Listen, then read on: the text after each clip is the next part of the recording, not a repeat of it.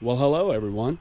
Thank you for joining us for season 2, episode 1. This is homecoming. That's right. We're going back to Louisiana. In this episode, we're going to visit with family and friends. I'm going to take you guys grocery shopping. I have some repairs I need to do to the rig, and I'm going to let y'all in on that.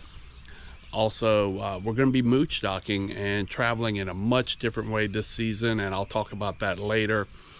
And we're getting a very, very early start this morning, but we're so glad you guys are with us and could join us.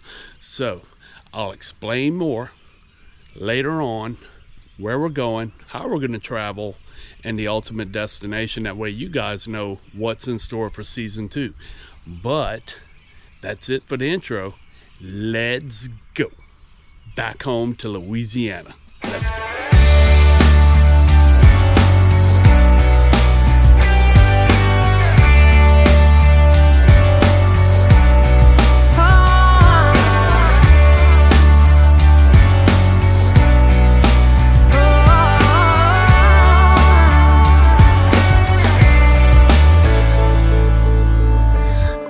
At the break of dawn, empty hotel room. Just had to get up, get dressed, get out, and get behind the wheel again. I gotta see your face, I miss you, miss you, I miss you.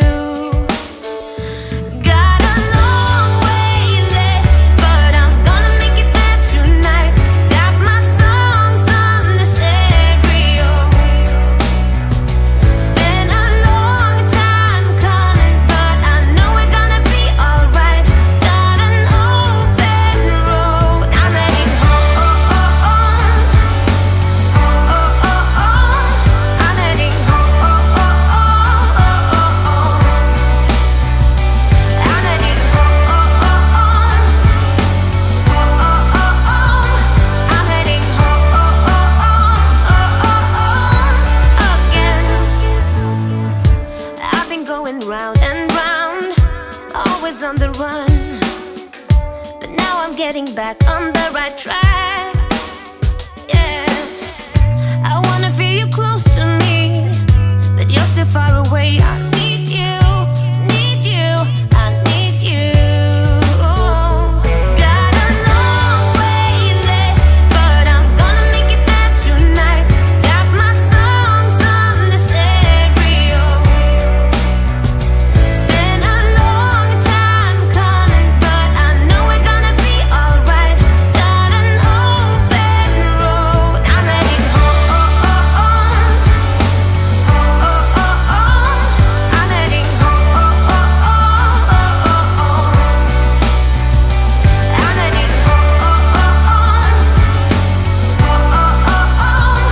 I'm heading home again. I can't rewind, erase the past, but now I know for sure the grass ain't greener on the other side.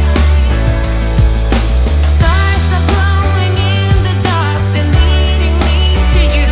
Back home, back home. Got a long way left, but I'm gonna make it there tonight. Got my songs on the stereo. Oh, it's been a long time coming, but I know we're gonna be alright. Got an open road, and I'm heading home. I'm heading home. I'm heading home.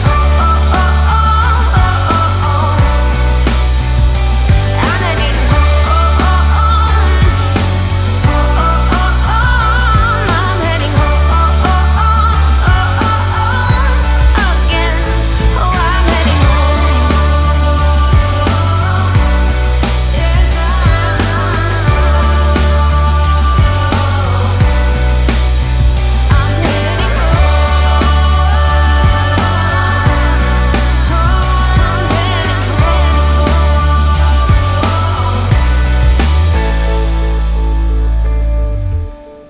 Well, we made it home to Walker, Louisiana, and it wasn't really a bad drive at all. It was about 5.5 hours, something like that. Not a bad drag. I'm not really used to driving the rig anymore. We've been parked for a while, but by the end of it, I was right back to where I was. I had muscle memory, and a couple times I forgot even the rig was back there. So, and like I said in the intro, this time we're traveling different this season. We're mooch docking, and that's right, it's just like it sounds. Mooch docking is when you park your rig at a family member's home or a friend's home and you mooch their electricity and water. And my parents are RVers. They're a little better than weekend warriors, and they got a 50 amp plug and water. So let me show you. This is our mooch docking site for the next couple of weeks. And here we are. Here is the rig. Now there's no sewer lines hooked up, so it is just power and water. There we go. Just power and water. And we're going to be here for a little while. Like I said, I've got maintenance stuff to do on the rig. And we got Starlink backup. And that's another story I'm going to tell y'all in this section. Starlink review update on customer service and what happened to us as far as Starlink goes. But that's it for right now. This is our mooch docking site. Next time we pick this up, it'll probably be doing the repairs and going through everything I need to do with the rig to get it ready. Or I may pick it up with the next segment, letting you guys know what happened with us and Starlink, and actually what's happening to a lot of people with the RV Starlink and residential Starlink. So you might want to stay tuned for that if you're a Starlink user. You know what? I'll do that segment next, so you guys can know what happened with us at Starlink, what's going on with customers all over as far as Starlink, because it's all the same problem, and how their customer service works. So I'm gonna let you go for now. We'll pick it up later with that Starlink review and update. Hey everyone, it's time for that Starlink update.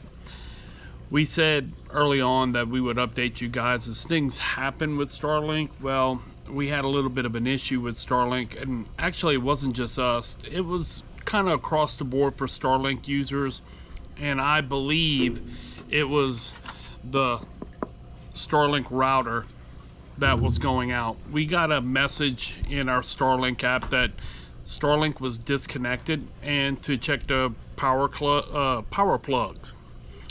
So I went outside, checked the power plugs. The router was still getting power, but it wasn't connected. We had no internet service. So I did a factory reset, and what that entails is you unplug and plug the power cord into the router at least 6 times as fast as you can, and that reboots the router. That didn't work. So we went on a computer and went to the customer service area, and we had to file a customer service ticket. Starlink doesn't have a customer service phone number or department that you can call. You have to file a ticket with them. And it's just kind of like if your work computer goes out and you do an IT ticket for them to fix your work computer, it's the same thing. Now, when you file this customer service ticket, you need to be as detailed as possible on what's going on in the problem you're having and what you did to resolve it. Like for us, I had to put in that I was getting a disconnect message on the app, and that I did a factory reset.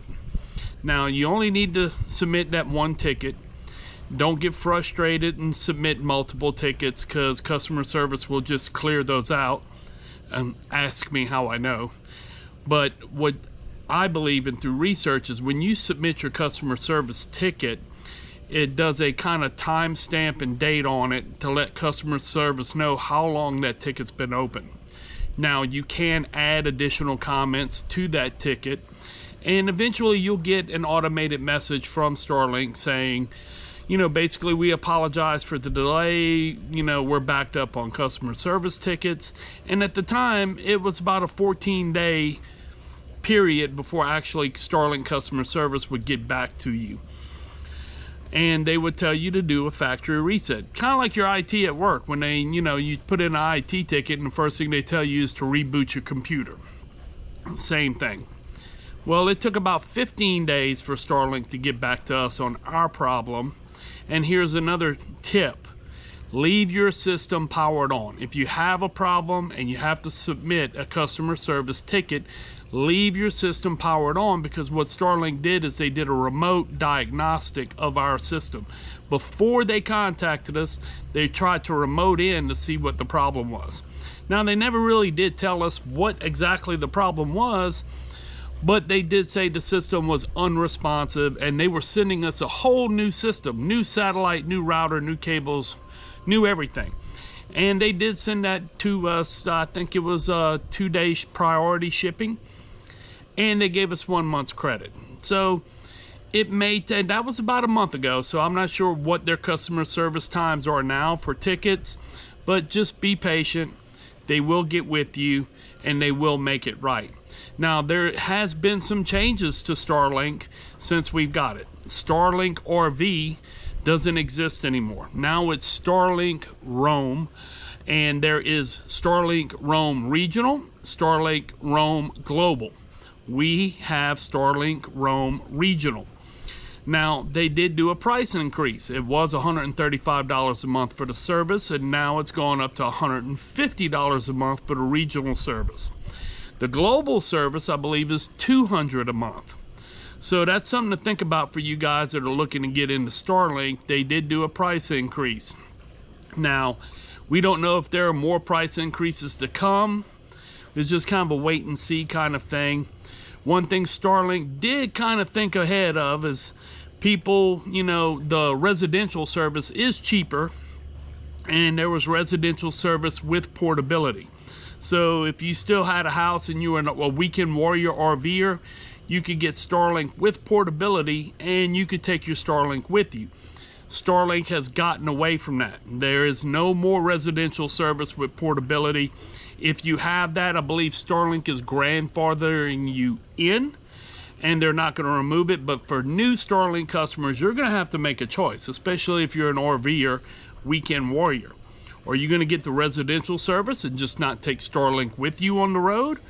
Or are you going to pay the higher monthly price and get Starlink Roam and be able to take it with you? So that's it for right now for our Starlink update.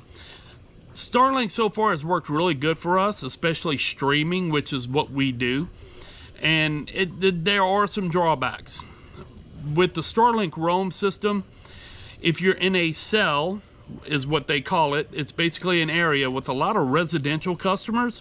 During peak hours, or peak usage hours, I should say, you get deprioritized. So they slow you down, which can kind of be a pain, but it's generally not slow enough to where it kind of messes up streaming too much. We can still stream pretty good, but as far as Carrie's work goes, she has to use her hotspot during peak hours. That's it for the Starlink update.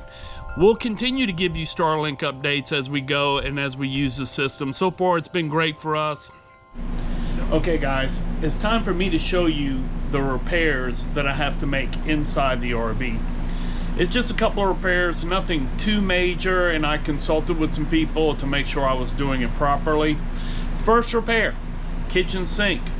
We discovered we had a little bit of water inside the cabinet under the sink. Couldn't figure out where it was coming from.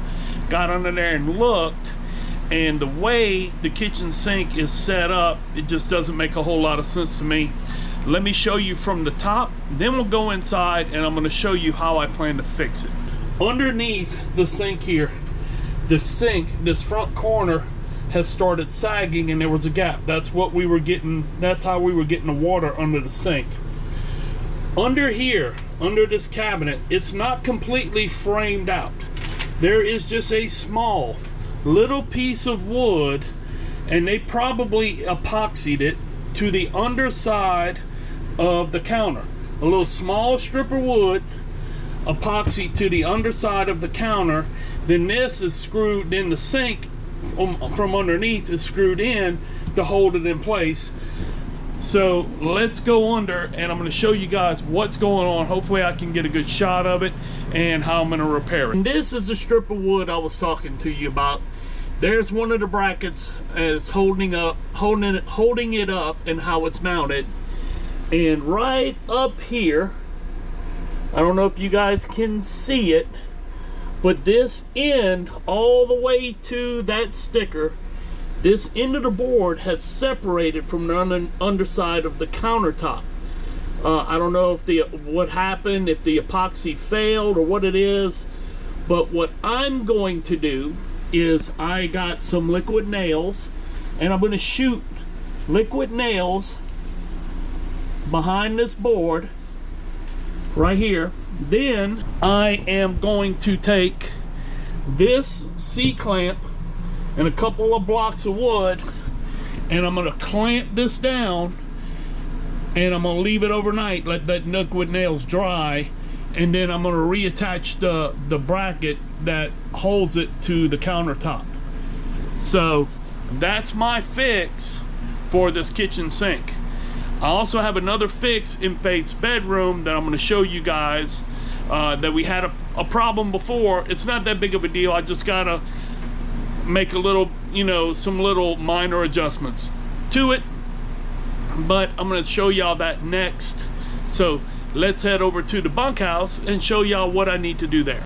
Okay, now we're outside. I'm going to show you guys everything I've done to the exterior as far as preventative maintenance and a couple of things I needed to replace.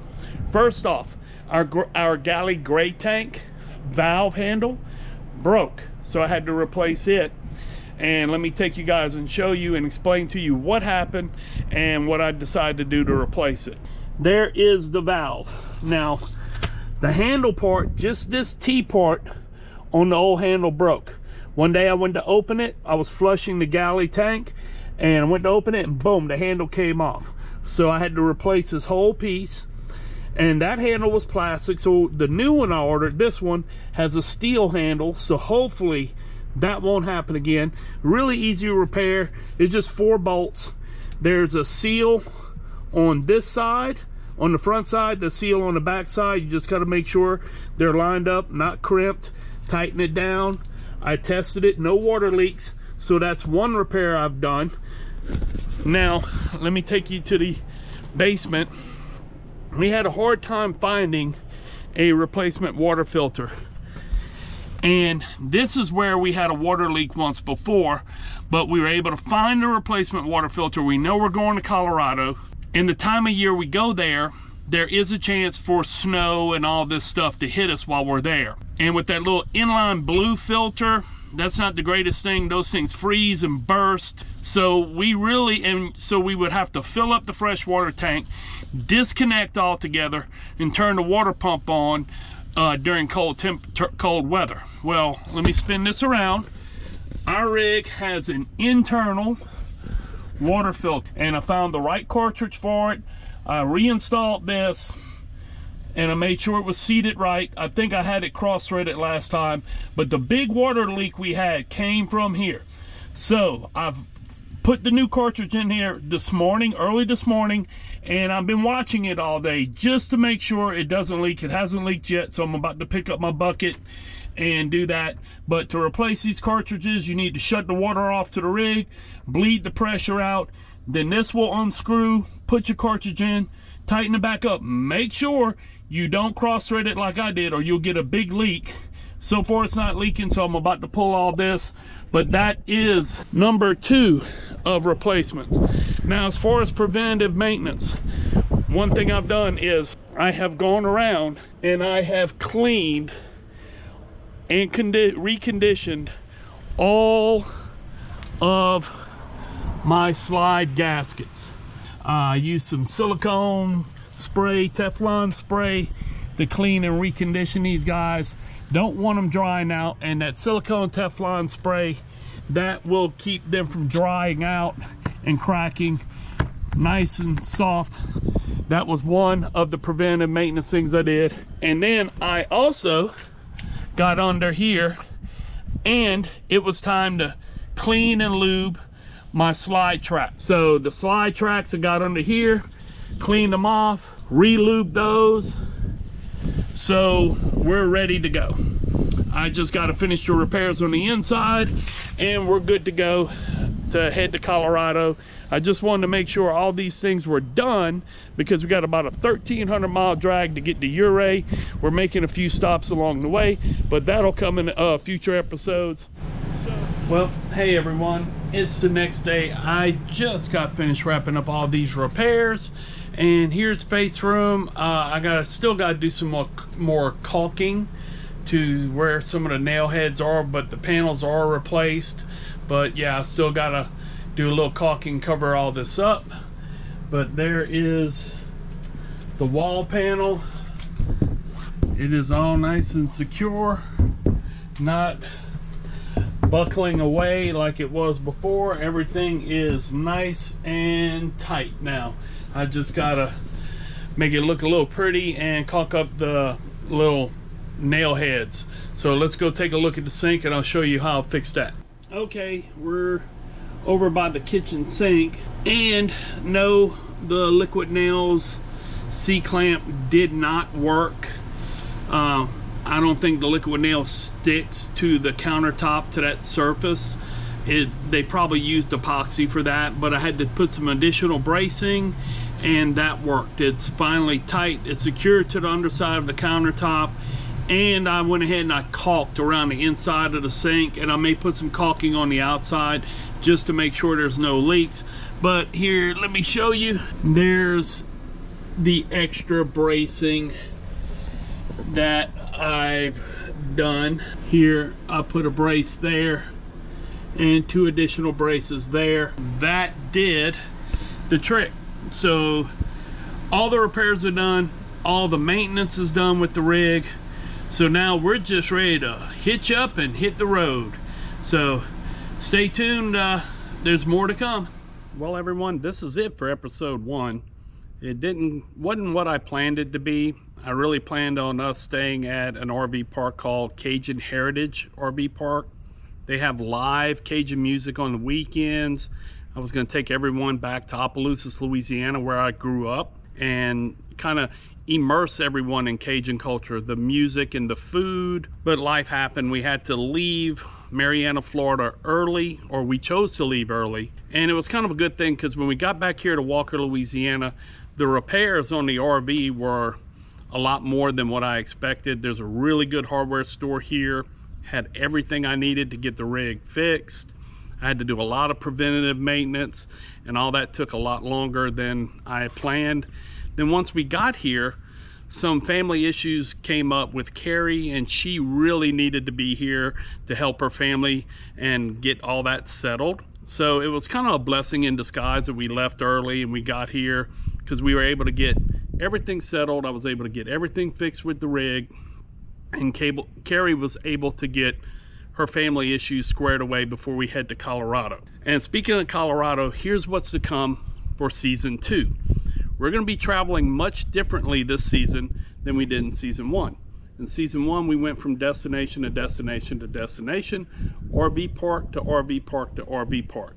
We're not doing that this season. Now, I'm a work camper, so we're going to be base camped this season and be making day trips from base camp, bringing you guys destination information, restaurant reviews, hiking, drone flying, all of that. And that base camp is going to be the Ouray KOA in Colorado. Well, technically it's in Ridgway. It's on the southern outskirts of Ridgway. Ridgway is a little north of Ouray. Ouray is here, Ridgway's there. The KOA is pretty much right in the middle, like 10-15 minute drive to either city. So that's where we're going to be base camp, and there will be a Ouray episode, a Ridgway episode. Silverton is a little further south on Highway 550, the $1 million highway in Colorado. Considered one of the most beautiful scenic drives in the whole country, and we'll be going to Silverton. A little further south is Durango. We'll be doing an episode in Durango. So, I mean, there's going to be a lot of really great content, and I can fly my drone all over the San Juan Mountains because it's not considered national park area, so there's no restrictions on drone flying in that area. On the way to Ouray, when we leave here in Walker, we're going to be making some stops along the way. First stop is going to be Fort Worth. And we're going to be doing, for the first time, boondocking or retail docking in this episode or in this season. On the way to Fort Worth, we're going to be retail docking at the Bass Pro in Bossier City, Louisiana. Then we're going to probably stay at a little KOA if we can get in there just outside of Fort Worth. We're going to stay in Fort Worth for 2-3 days. I want to go down to the Fort Worth Stockyards, and I want to go to the Cowboy Museum there, and I want to shoot an episode there. And Fort Worth is a good midway point for us to actually stay in an RV park with full hookups. We can replenish our fresh water, dump our black tanks, and get set up for the next leg of the journey. And from Fort Worth, we're going to be going to Santa Fe, New Mexico. Now, Santa Fe, we're going to have to make a couple of stops on the way to Santa Fe. Probably in Childress. We're going to retail dock in Childress at a Walmart, and somewhere around Amarillo. The thing is, in Texas, there are a lot of free camping sites in Texas. There are a bunch of city parks that actually have hookups that are free or donations. The rest areas in Texas are supposed to be fantastic for boondocking, and of course retail docking at Walmart. So we're going to be traveling much cheaper this season. And then when we get to Santa Fe, there's either Bandelier National Park or State Park there. And we're going to and there's the RV sites there. There's 3 loops. There's one loop that's primarily primitive camping, tent camping. The second loop is RV sites, but there's only a handful of them that can accommodate a big rig like ours. Ours is 37 feet. Then the third loop has a lot of big rig sites, but that loop is closed for a portion of the year. So we're kind of hoping that loop will be open. We're actually really hoping we can get in there and get a site because it's really inexpensive. I believe it's full hookup. If it's not full hookups, they at least have electrical and water and probably a dump station. And we're going to stay in Santa Fe probably 2 to 3 days. And we're going to tour downtown Santa Fe. It's an artist community, a lot like Sedona. Beautiful artwork everywhere and sculptures. The architecture there is beautiful. There's a lot of Native American craftsmen there that, you know, jewelry and blankets and all kind of stuff. So it's a really beautiful place to tour. And then Bandelier, there's a Pueblo Native American village there, kind of like the cliff dwelling villages that you can tour. And we want to take Faith to see that. Then from Santa Fe, the next stop is Pueblo. Now, Pueblo is probably the last big stop we're going to make before we take it all the way into base camp. At Pueblo, we're definitely going to probably stock up on groceries there for 2 weeks, because Uray's got a little market, but the biggest grocery stores, or what you would consider a grocery store, is in Montrose, Colorado, and Montrose is about 35-minute drive from Uray. So we want to stock up with 2 weeks worth of groceries before we hit base camp. Now, depending on weather and all that, and if we can find an inexpensive site, maybe with hookups, we might stay in Pueblo a couple of days and drive up to Colorado Springs. Colorado Springs is only about 40-minute drive from Pueblo, and there they have Garden of the Gods, which is supposed to be gorgeous, and the Pikes Peak Drive. So time permitting, weather permitting also, because it's still snowing up there in Colorado. So it depends on weather too. We may do a Pueblo, Colorado Springs episode, touring the Garden of the Gods and doing the Pikes Peak Drive. If not, probably retail dock at a Walmart in Pueblo, stock up on groceries, and leave very, very early the next morning, like before sun comes up, to take it on into base camp. Reason why we would leave so early is because the KOA from Pueblo is going to be a good 5.5-hour drive. I want to leave very, very early. That way we're getting there about early afternoon so we can set up and not rushed and can get settled in. So that's what's to come for season 2. We are so glad everyone has joined us. We appreciate all the support from our subscribers. And if you're new to the channel, please, if you like this video, give us a thumbs up. Don't forget, hit that subscribe button. Ring the bell for notifications, because this season is going to be awesome. It's going to be epic. Lots of hiking, mountain views, destination information, restaurant reviews. It's going to be a great season. So you don't want to miss out on that. So, as we say in Louisiana, laissez le bon temps rouler. Let the good times roll. Y'all be safe out there, and we'll see you for episode 2, Fort Worth, Texas.